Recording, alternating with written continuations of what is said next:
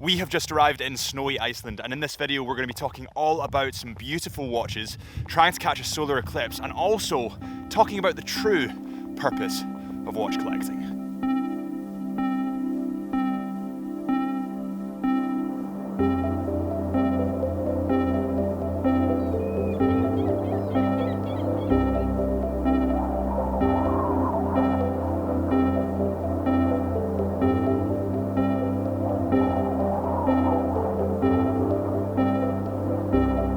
We've just arrived at this like unbelievably textured river in Iceland. We literally just pulled the car over. Chris, how's it looking? Dude, it looks insane. Look at that. Like even that stream looks unbelievable. Like there's this like orange that we're getting right there that's like super hot, but now I'm like, damn, I gotta go over there. What am I doing? So essentially what I think has happened here is because there was such crap weather last night and because there was a massive storm, it's washed all the glacier silt down the river, which gives it this awesome color. So we're gonna explore this area for a little bit, get the drones up. I'm covered in camera equipment right now and see what we can see. Yes, yes, massive yes. How are you? It looks absolutely, I've been here 8 times, literally 8 times, never seen it like this, ever. It's, look, it is unbelievable. The textures, Insane. the colors, mate, I'm so excited right now. Kind of freaking out internally a little bit, but And how are you feeling, Matthew, without a drone? Good, yeah, just looking at maps. Look at that. My drone can actually go higher than everyone else. Oh, wow. That's Yeah. a great shot that you have there. I'm so sad that you guys got such a nice car compared to me. RAV4 is a nice family vehicle, though. Stop! Stop! That makes me feel terrible. So we've just seen this kind of beautiful field filled with Icelandic horses, and the interesting thing about the Icelandic horses is there's no imports allowed into Iceland of other horses. That's because they want to keep the Icelandic horse kind of thoroughbred almost. And they're these beautiful creatures with really long hair, or mane, I think you call it. So we're going to go and see what you can see. Come look at this. They also want to make sure that they keep the Icelandic people purebred too, by the way. I actually don't know if you know about this. Do you know about the app that exists? No? So if you're out like having a night and you're like, I'm gonna bring someone back to my place, hook up, you double check them in the system Iceland's put together as an app to make sure you're not related as family.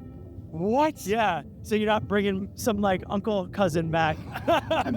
What? I did not know that. So they've got like Tinder apart from for thoroughbreds. Yeah, but it just makes sense that you're like, you know, your sister's mom's sister wasn't related to you in some capacity. So yeah, it's just making sure you're not inbreeding. Yes. That is wild. Oh, that was graceful. That's elegant. Watch Chris vlog and follow while he does it. Oh, that was pretty good as well. Here they are. Oh wow, they're all coming over. Wow, look how pretty it is. Hey, hey, hey, you trying to eat the camera?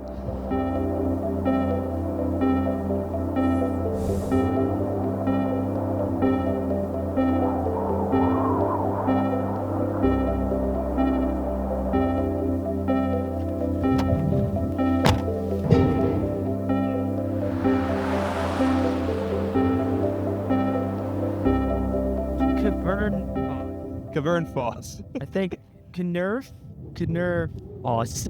That's definitely a foss. When you see a foss, that's waterfall. Yeah. Yeah. Attempt the name of the waterfall.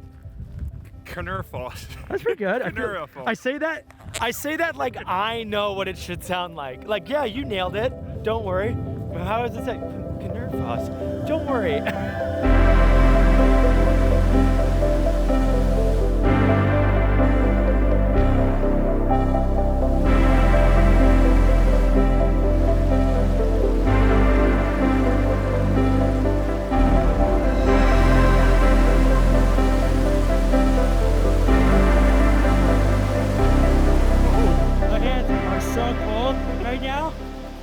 I didn't bring gloves, but I did bring this. Oh! I just gotta make sure I'm keeping time in these spots so I can get back to my warm temperature. I don't know what I'm talking about. You know, it's absolutely unreal. The water here is literally so blue. It's like a turquoise kind of blue. It's actually similar to Matthew's Seamaster. So let's go and ask him about that, because that looks like a pretty special wash. Okay, so that is us just out of that waterfall, and now we need to ask about this watch. So Matt, Yeah. what is this watch? Tell me about it. What does Yeah. it mean to you?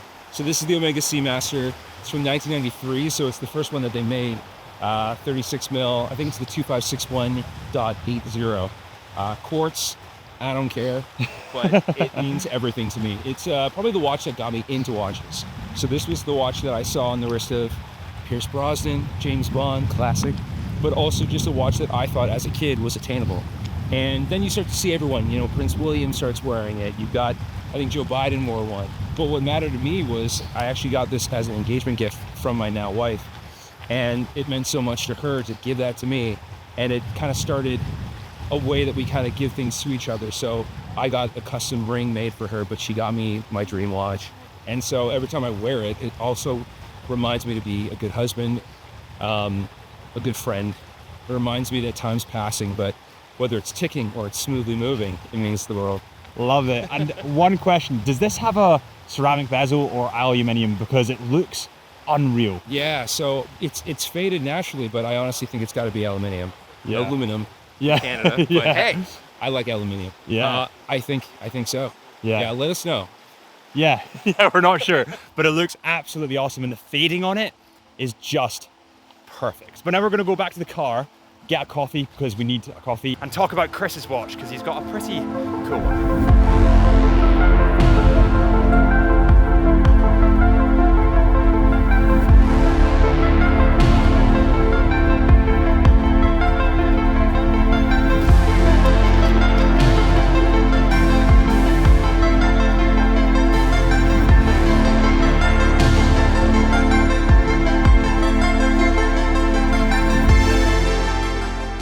Before we talk about Chris's watch, I thought that I'd explain something really quickly. I know that a lot of you will be thinking, you know, this is a watch channel. Why are you out in Iceland showing us not watches? But having a tasting of watches, it's not like the normal videos that I do on this channel. And there's a reason for that. I think through time on YouTube, I've kind of grown to be very conscious about numbers. I've grown to be very conscious about stats, click-through rates, engagement rates. And in some way, that's kind of ruined creativity for me. And this in a way is me getting back to my roots, is understanding why I fell in love with watches, videography and photography in the first place. It's not just about the watch, as I've said so many times, it's about where that watch can take you. Look at this. This is a literal piece of glacier ice from that glacier. I wonder how old this is. All right, Chris, talk to me about your watch. I am wearing a Rolex Explorer 36 mil. It was a bit of a journey to get to the place of feeling really at home with this watch for me personally. I first got into watches because a friend of mine was kind of getting into it, and I admired this friend, and I was like, you know what, I'd like to get into this as well. And so I started to like deep dive a little bit. I got myself a Seiko SKX 007J as my first watch, and that's kind of what started the whole deep passion for it. After a few years, I researched more, started following all the channels, like your boy over here. And I started to collect, and it happened very quickly, and I found some friends that were able to get me access to watches I didn't really think I would get access to. So I ended up getting like an Omega Speedmaster, was kind of like my first big real Swiss watch purchase. And then shortly after that, I ended up getting that Tudor Chrono Black Bay Panda. Yeah. And that's the watch that like had a lot of hype. I think it was like 2020. That was the watch. And for me, I never gravitated towards that watch. I think I definitely bought into it. And what I realized through purchasing that watch is I was like, oh, there's a part of me that wants the attention or the admiration. And I was like, that's something I don't want. So even by buying that watch, I learned something about myself, that being like, no, buy the watches that resonate with you.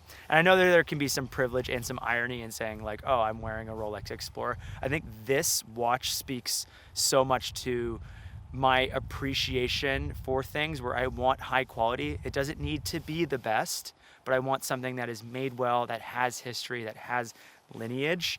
And my original Rolex was actually a Rolex Explorer 2 with the black dial, and that was just too big for my wrist. I got tiny wristies, to be honest, and the 42 was just a little bit too big for me. and I just never gravitated towards it. And then, no joke, literally someone was like, hey, would you want to trade your Explorer 2 for my Explorer? Which a lot of people would probably be like, that's not the move. But for me, it was, because I actually was able to trade down to that watch and get some cash for it, which meant that I actually am wearing this more. I don't notice this watch on my wrist as much, and because of that, I have a deeper appreciation for wearing it on a more regular basis. And because it's a little less value than the Explorer 2, I'm not as scared about going out in the world and wearing it. You know, it's one of those things that even just the difference of like $4,000 Canadian on your wrist, it makes me a little bit more at peace. And so I love this watch. I like how it looks. I like how it fits, and it sits just really well for me. I have to say, guys, I shot these watches all together. I'll talk about mine in a second and why I'm wearing it at the next stop. But there's something about I hate to say it, but there's something about the Explorer.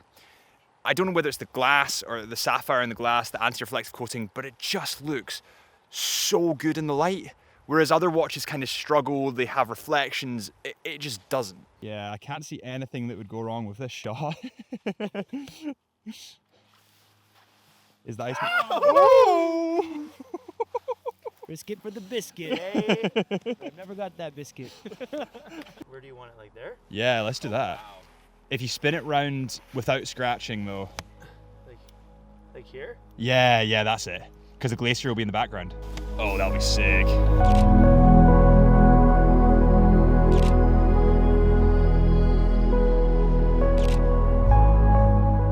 So Gunnar is basically shooting a watch for me at the moment. And how does it look? Looks pretty good. It looks pretty good. I also have free input. So he's basically saying that the black sand, is it because it reflects the light?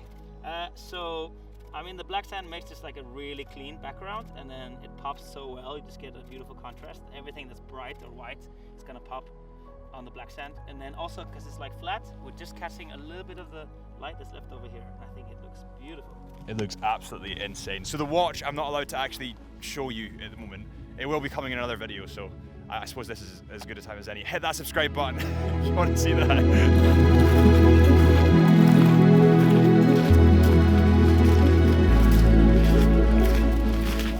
Good morning, everyone. So we just arrived at our new accommodation, which is Midgard, and it's this awesome place in Iceland, super cozy, super quaint. Everybody is so nice. So if you're coming to Iceland, I definitely recommend it.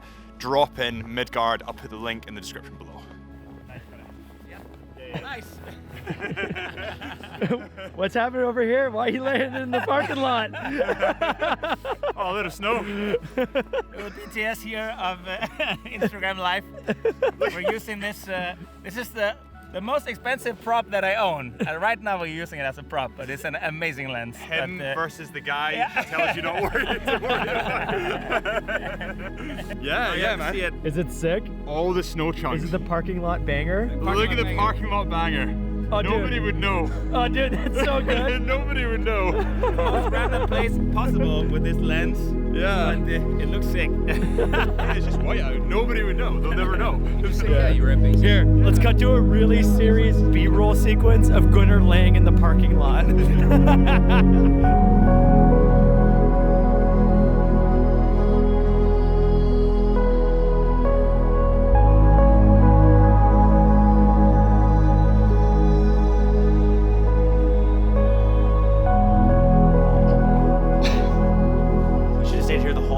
Just for these dogs. Look at him. So nice. I didn't know there was dogs. I know. All right, Gunnar, so what is this?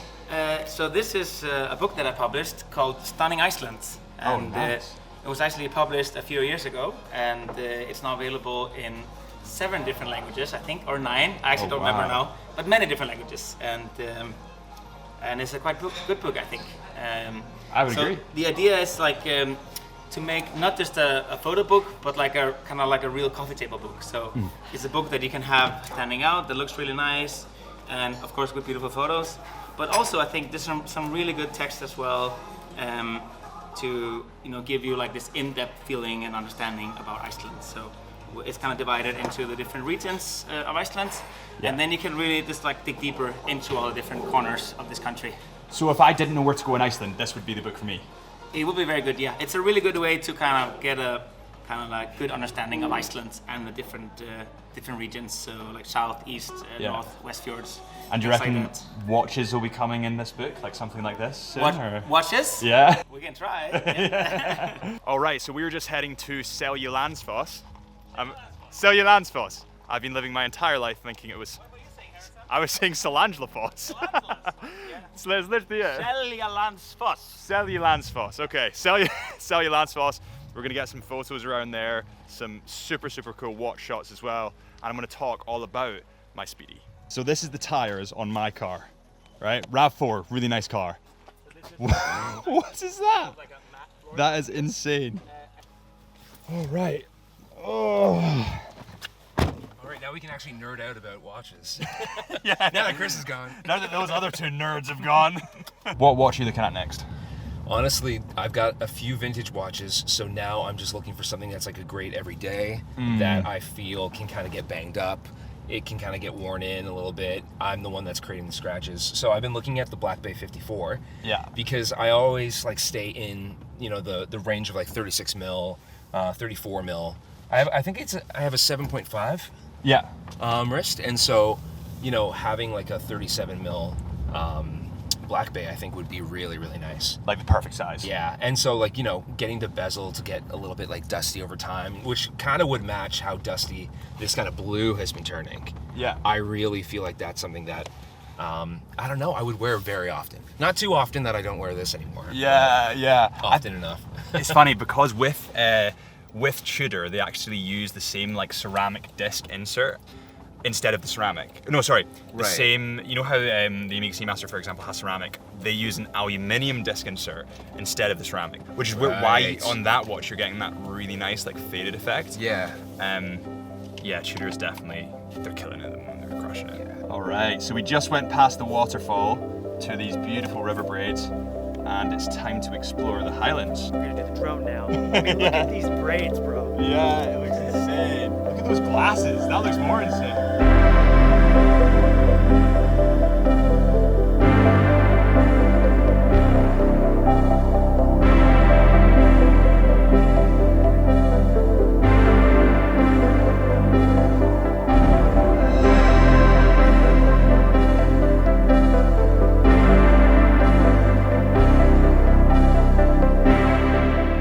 Just scooting around at the car at the moment, and we decided to get the drones up to explore some river braids, and the stark contrast to yesterday. So yesterday it was like blue, you had some yellow in there was tons of color. This time it's like, it's almost as if you put the saturation slider to like 0. It's just black and white. It's unbelievable. The kind of versatility side of Iceland is just wild. So we've just come into this like super beautiful river crossing. We're driving the cars through it at the moment, and we're just getting some sick shots of the cars going through the river, and it looks unbelievable. It's awesome. It seriously is. So for anyone wondering how we're filming this, we're actually using something called variable ND filters to start off with, which basically like limits the amount of light that can get into your camera so that you can use a lower frame rate. And then we're using polarizers. The polarizers basically suck out all the reflections from the water. You mean you still retain tons of detail and contrast without it being blown out, and it just looks literally so much better. Now you can get polarizers or ND filters. I go for an ND polarizer, but sometimes you don't want both of them in the same one, but it's up to you. But let's get back in the car really quickly and talk about the Speedmaster and why I'm wearing it.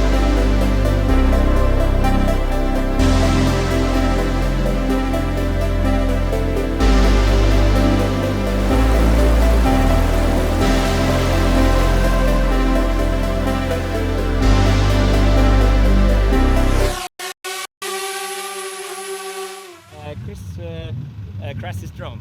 Oh, really? Yeah, into some tree or something like that. So we're gonna try to find it. Oh we don't no. actually know where. So that's you know. Sometimes the downside of when you're full sending it. Yeah. Shit, this happens. This is the 5th time he's done it. I'm kidding. It's the 5th time I've done it. You fly in sport mode, okay? You get the sig roller shots of the Defender. Yeah, we'll find it. Yeah. We'll find it. Mission is find the drone. Find the drone. Find it, Please. Perks of the job sometimes, I'm afraid. I actually literally crashed my drone 2 weeks ago in Sulawesi filming a Seiko video, so I get the pay. So we were thinking the drone could be in these trees over here. There's actually, I don't know how he crashed it because it's so flat. Beautiful. It's literally like the flattest landscape you can imagine, and there's like a tiny little bunch of trees, and he's managed to maybe just like nick something over here and it's crashed it. It might actually be okay, so let's have a look. Can I have your controller if you can't find the drone? No. I can definitely hear it. Just be careful, man. Oh yeah. You see it? How mangled is it? Hell yeah. We'll see. Whoa, she got him like, okay. That's pretty deep here. I think actually it's fine. Oh, it looks okay. I think it's totally fine. I think it's just a little, you know, She's a little messed dirty. up, but a little dirty. But I think everything is actually intact. Oh God, look at all the dirt on it. It's muddy. It's fine though. It's like not. It doesn't look like anything snapped, broken. Where did it hit? Can you see where it's I it's think this it's bit? just like That's come off a little bit. a little bit. I think it just went in between the branches here. And Yeah. Then it's kinda Oh no, crashed. it will not fly with that propeller. Oh snapped yeah, right there. yeah. I've got spare propeller blade. He's got spare propellers. Are you ready to go back up? We've got an operation going on here. Let's see if there's compatibility here between the Mavic and the Air propellers, which I actually don't think there is. No, it would Oh, there's be- not. Okay, let's see what we have. Oh yeah, from there is. Okay, bingo. Yeah. So it turns out that the Air 3S's blades are essentially the same, if not compatible, with the Mavic 3 Pro. More you know. Yeah, it looks like they're exactly the same. We fixed it. Fresh blades. It turns on. We'll see if this is always a big one. The gimbal always has some issues because if it cracks a little bit, and if it like, that's a good sign. I think so. And knotted up, it's like, let's go. In the Scottish accent, let's go. Let's go. Come on. Hey! Woo! Okay. By the way, is that not just the best private registration plate you've ever seen? Literally lava. Oh my God, I feel like I can feel my fingers again. So I've actually got my Speedy on today. Now, a lot of you will know that I was gonna go for the white dial Speedy, but I kind of pivoted at the last minute and got the anniversary series Speedy that is kind of a limited edition, special edition. Now, I've talked about this Speedy in another video, so I won't go into the detail, but essentially, the whole mission of Iceland, the whole mission of this trip was to catch a solar eclipse, something that I've always wanted to see, and it's actually happening tomorrow. Now, whether we'll get it or whether we won't, we don't know yet. The cloud cover, the weather in Iceland is bonkers, but I think it's a pretty perfect match in terms of location and in terms of watch. I mean, the Speedmaster was the first watch on the moon, and an eclipse is the moon kind of coming over the sun. So it fits the theme of space, it fits the theme of travel, and honestly, this watch in this environment, because the snow is kind of like a softbox, it reflects all the light, I've never been more in love with it. It looks just, it's unbelievable. I've said unbelievable so much in this video, but it's just stunning. I think the combination of gold and silver on this watch as well is a really good contrast. You don't lose the watch. It doesn't look just white. It kind of has more contrast to it. And also, this is a pretty special occasion for me, and this is my special occasions watch. You know, I've been watching Chris for the last, I think since I was like 20, maybe like 8 years, and I'm also a huge fan of Gunnar's photography. We've just arrived at the side of a river. It's like a massive gorge with a river going down it, and the finest coffee shop, Gunnar's Garage, is right here. What are we doing? We making some coffee? We are making some coffee, yeah. So I thought we'll get some water from the river just down there. Yeah. And then, yeah, boil that and then get the coffee going. Let's do it. Look at this. We've got all the coffee equipment just here, and we're just gonna go and fetch some glacier water. It's funny, we're just walking away from Gunnar's car just there, and the boot's wide open. And I was like, do you want me to close this boot? He goes, it's Iceland. That would not happen in Scotland, I'll tell you that.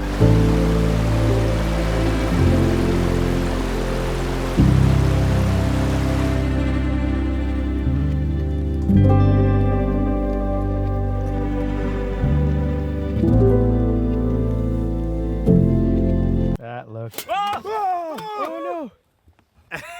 Oh no! We'll try again. That's happen when you get too excited, you know. One crashed coffee mission and one crashed drone. What's next? We'll try again. Hey, let's do it. Oh, I want a brown one. Yeah. That looks sick. All right. This is Nice. done by eye today, guys. Okay, I didn't really measure it out here, but it should be good. Nice and strong. All right, glacier coffee. Let's go. First glacier coffee. First glacier coffee. Let's do it. So in Iceland we say skål. Skål. Cheers. Skål. It's strong. It's nice though. Yeah, actually we have a couple on the side. Whoa. Oh, it is strong. Where's the toilet? You know, some elements of all jobs can be really, really difficult, and some elements of the travel side of things can be tough. Long days, long hours, you're shooting well into the night, you don't get much sleep, but it's moments like this that make it all worth it. Drinking glacier coffee beside a massive waterfall with a bunch of incredible people. It's not bad. And you know what? It's where watches take you. All right, so the coffee is completed. We've rejuvenated slightly, and we're gonna head to the waterfall. Just looking for a river passing right now, and Gunner's sorting it out. The man's a coffee maker and a bridge builder. Okay, so gonna try something now slightly risky. Gonna try to fly the drone through the waterfall, or at least slightly through the waterfall, and see what happens. I think it's gonna be a sick photo, or actually sick video. Anxious laugh right there. Anxious laugh. Right, let's see if we can see the drone coming through this. Okay, we're gonna find out.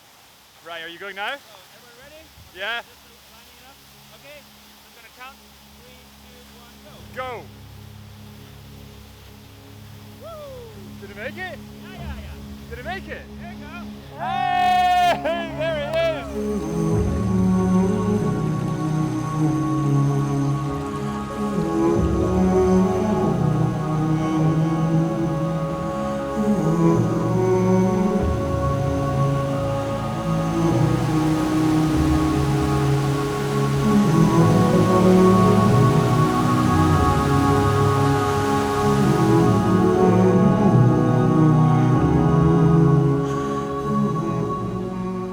Alright, so we finally made it down the mountain, and we're all kind of freaking out right now because the light is getting better and better. It's pink above me, it's unbelievable. So we're all, like 3 of us have sent the drone up, and we're gonna see what we can see. Then it's bedtime, and then it's eclipse, hopefully, tomorrow.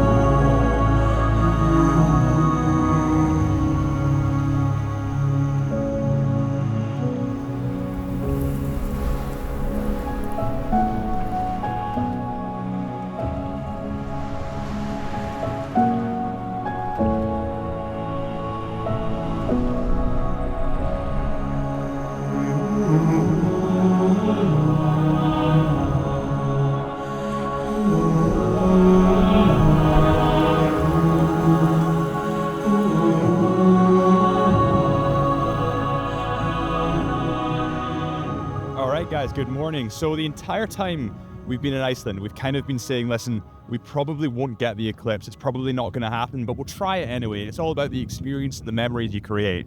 And the entire time we've been here, it's been cloudy, like 100% cloud. Even the weather today says it's meant to be 80% cloud on windy. And sun.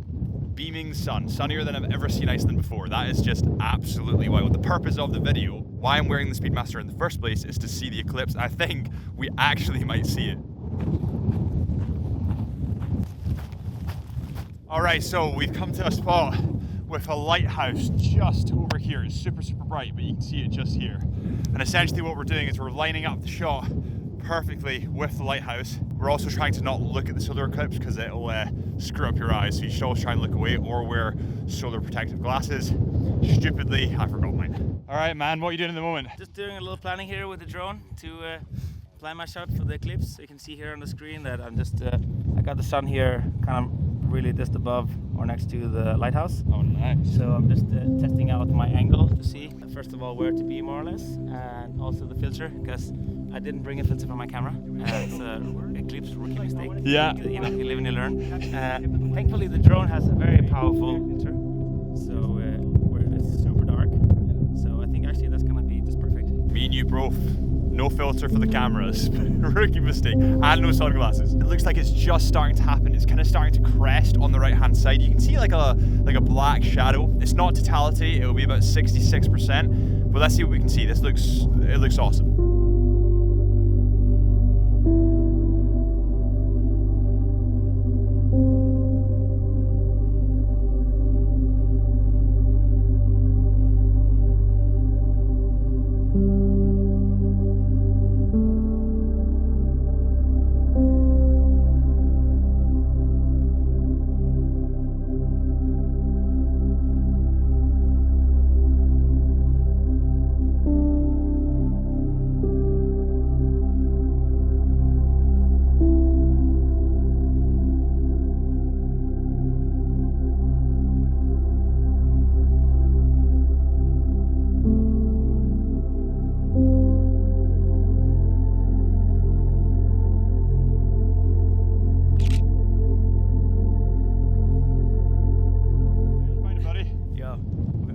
We got the shot on a phone.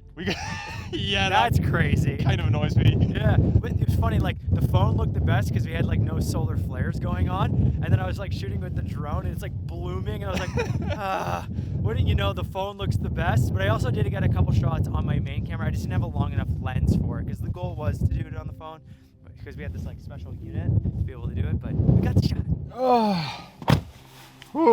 All right, guys, so that is us just shot the solar eclipse. To be honest, it didn't go to plan. I think I was quite ill prepared, but it was still an awesome experience. I mean, I didn't bring the filters, the glasses, tons of stuff I just missed, but it's because I haven't shot it before, so it's a learning curve, and we'll know for next time. And I think it's pretty awesome that 4 people have come together all through the common passion of watches and shared these experiences together. I think that right there is the true purpose of watch collecting.